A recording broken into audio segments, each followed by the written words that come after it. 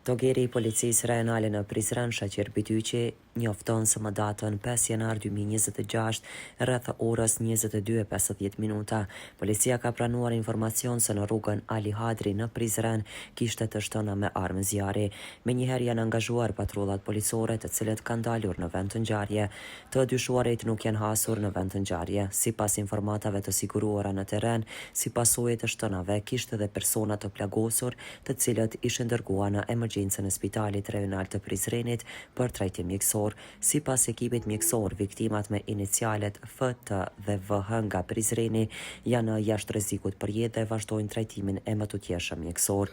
Në vend të ngjarje kanë dalur prokurori kujdestar, njësitë të ndryshme policore, hetuesi të kujdestar nga stacioni policor Prizren, si dhe hetues nga sektori rajonal i hetimeve, ku janë ndërmarrë të gjitha masat e nevojshme për sigurimin dhe ekzaminimin e vendit të ngjarjes. Po ashtu në emergjencën spitalore janë angazhuar patrulla policore për sigurimin e viktimave gjatë trajtimit mjekësor. Lidhur me rastin janë njoftuar edhe hetimet rajonale. Rasti është duke hetuar dhe policia janë duke punuar në identifikimin dhe arrestimin e personave të përfshirë në rast.